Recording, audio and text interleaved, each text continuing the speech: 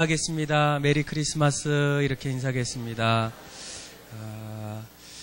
사람들은 인생을 살다 보면 늘 마음속에 무언가를 기다릴 때가 있습니다. 아마 여러분들도 마음속에 지금 또 과거에 그리고 앞으로도 무언가를 또 기다리는 그런 어떤 모습들이 아마 있을 겁니다. 어떤 아이들은 내가 내년도에 새롭게 친구들을 만나는 어떤 그런 기다림, 또 언제 엄마가 용돈을 주시나 용돈의 어떤 기다림, 또 어떤 분들은 내가 직장을 다 이제 마치고 나서 또 제2의 인생의 어떤 황혼기를 어떻게 맞이할까. 아마 사람들은 나름대로 마음속에 어떤 기다림이 있다라는 거예요.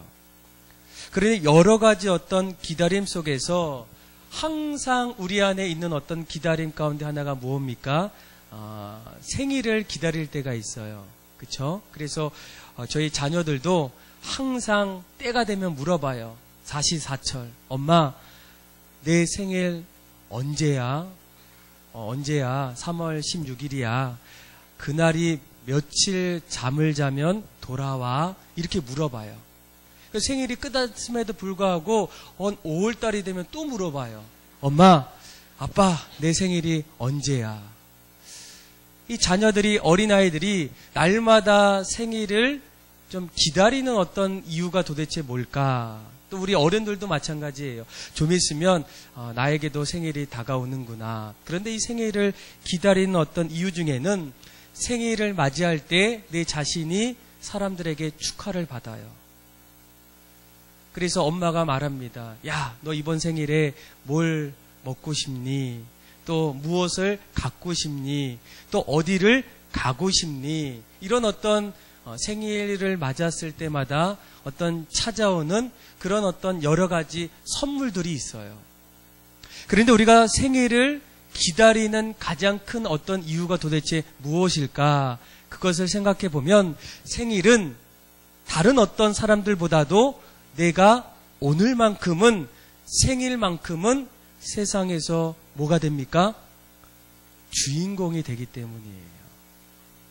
그래서 연락이 안 왔던 사람에게도 연락도 오고, 또 부모님들이 또 지갑을 털어서 맛있는 것도 사주고, 또 그동안 갖고 싶었던 선물도 받는 가장 큰 이유는 다른 사람이 아니라 바로 내가 생일이기 때문에, 그래서 내가 오늘만큼은 주인공이기 때문에 그날을 기다릴 때가 많다는 거예요.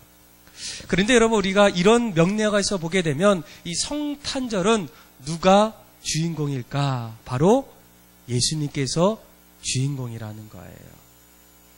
이 미국의 여러 또 출판사가 있지만 그 중에 하나가 크로스웨이라는 출판사에서 언젠가 사람들에게 성탄절, 크리스마스 때에 반드시 알아야 할 10가지를 이렇게 적어놨어요.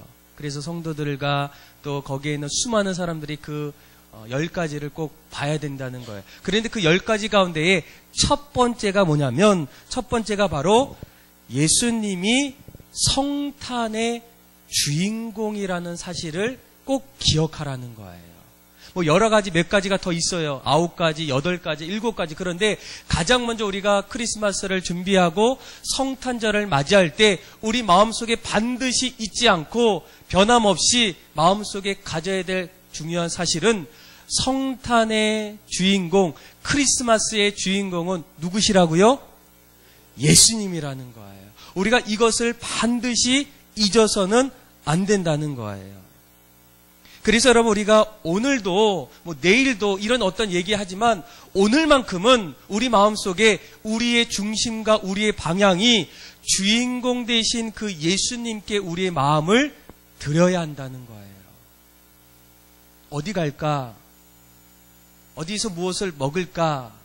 또 어떻게 보낼까? 이런 어떤 모습 속에는 어쩌면 내가 성탄의 주인공이 될 수도 있고, 우리 가정이 성탄절의 어떤 메인 영역이 될 수 있어요.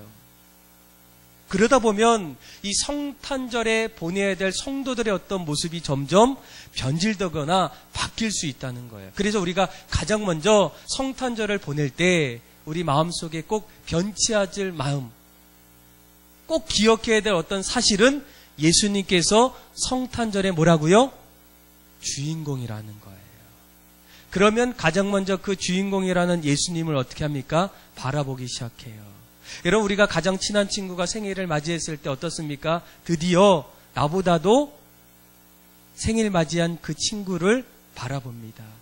내가 이 친구를 위해서 뭐를 한번 해줄까? 또 어떻게 기쁘게 해줄까? 또 어떤 일을 해줄까? 여러분, 우리가 성탄절을 맞이할 때 가장 중요한 것은 예수님을 위해서 우리가 도대체 어떤 모습과 어떤 마음을 갖느냐가 사실은 더 중요하다는 거예요. 여러분들이 이 성탄절을 어떻게 준비하고 또 예수님의 탄생 앞에서 우리는 무엇을, 어떤 마음을 가져야겠습니까? 얼마 전에 제가 어떤 집사님과 이야기하면서 요즘 세계적으로 가장 큰 이슈가 되는 아이콘이 있어요. 그렇죠? 아이돌이라고 불리는 그런 팀인데 누구죠? 예? 그렇죠? 방구소년단이 아니에요. 방탄소년단이에요. 그래서 저도 사실은 잘 몰랐다가 그분의 이야기를 듣고 좀 그 기사를 좀 많이 찾아보니까 놀라운 일이 있어요. 이 방탄소년단이 우리나라에서만 뿐만 아니라 전 세계적으로 모든 10대가 아니에요. 20대, 30대, 그분을 보니 그분은 40대였는데 너무 좋아해요. 50대인가요? 모르겠어요. 자, 그분이 얘기하는 거예요. 목사님, 이게 10대의 문제가 아니라 20대, 30대, 60대도 마음속에 어떤 어린아이 같은 어떤 소년의 마음이 있기 때문에 그 마음을 가지고 바라보면 그 방탄소년단이 정말 어떤 내 마음의 심금을 울릴 때가 있다는 거예요. 그래서 제가 조금 더 찾아보니까 놀라운 것은 뭐냐면 이 방탄소년단 가운데 멤버 가운데에 생일이 점점 다가올 때의 세계적인 반응이 놀랍다는 거예요. 자, 이제 12월 30일이 되면 누구 생일이 오죠? 모르죠. 여러분들은 말씀과 기도 외에는 모르기 때문에. 자, 이 방탄소년단을 보니까 뷰라는 어떤 누구죠? 태영이라는 어떤 그 멤버가 있는데 이 멤버가 이제 생일을 맞이하다 보니까 지금 곳곳에서 그 청년의 그 학생의 어떤 생일을 축하하는 어떤 이벤트들이 지금 펼쳐지고 있어. 그래서 TV 광고에도 나오고 버스, 비행선, 지하철, 공항거리, 영화관에 이렇게 가보면 그의 사진이 걸려 있어서 어떻게 해요? 그의 생일을 축하하는 어떤 그런 이벤트들이 지금 일어나고 있어요. 우리나라에서.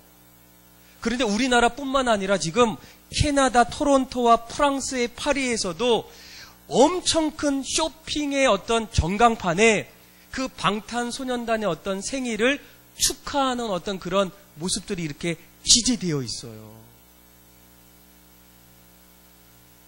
더 놀라운 것은 지금 영국과 베트남에서는 이번에 24번째 생일을 맞이하는 비에게 우주의 별을 선물했다라는 어떤 그 기사가 나오더라고요.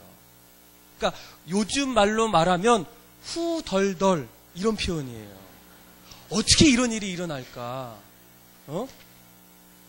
그러면서 이 베트남과 그리고 베트남과 이 영국에서 이 사람들이 이제 별자리를 선물로 주면서 이렇게 고백해요. 제가 이 사실을 딱 보고 너무 놀라서 한번 들어보세요. 뷰, 태영아, 만약에 우리가 너를 위해 별을 따다 줄 수 없다면 너의 이름이 저 드넓은 하늘 안에서 빛나게 해줄게. 우리에게 너는 세상에서 가장 빛나고 아름다운 존재야. 그러니 지금처럼 언제나 행복하고 빛나길 바래. 여러분, 정말 이 누군가를 좋아하고 누군가를 바라볼 때 그 반응의 어떤 모습이 정말 대단하지 않습니까? 그런데 저는 그 모습을 보고 야, 이게 바로 찬양이구나. 내가 누군가를 높일 때, 누군가를 마음에 둘 때 고백하는 이 어떤 모습이, 이들의 어떤 모습 속에는 우리가 소위 말하는 찬양이라는 어떤 부분이 그 안에 들어있다는 거예요. 그래서 제가 이 부분을 좀 하나님 앞에 이렇게 고쳐서 한번 제가 똑같이 제가 한번 바꿨어요. 뷰, 태양아, 요거를 하나님 예수님 이렇게 바꿔봤어요. 한번 들어보세요. 하나님께 별을 따다 드릴 수는 없다면 하나님이 이름이 저 드넓은 하늘 안에서 빛나기를 원합니다. 하나님은, 예수님은 세상에서 가장 빛나고 아름다운 분이십니다. 그러니 지금처럼 언제나 행복하시고 빛나기를 소망합니다. 자, 이런 어떤 고백이 오늘날 이곳에 있는 믿음의 성도들의 고백이 되어야 된다는 거예요. 그냥 일반 사람들도 내가 좋아하는 어떤 대상을 가지고 내가 별을 따다 줄 수 없다면, 그쵸? 그러면서 그를 어떻게 합니까? 찬양해요. 경배해요. 소리 높여서 내 마음을 드려요.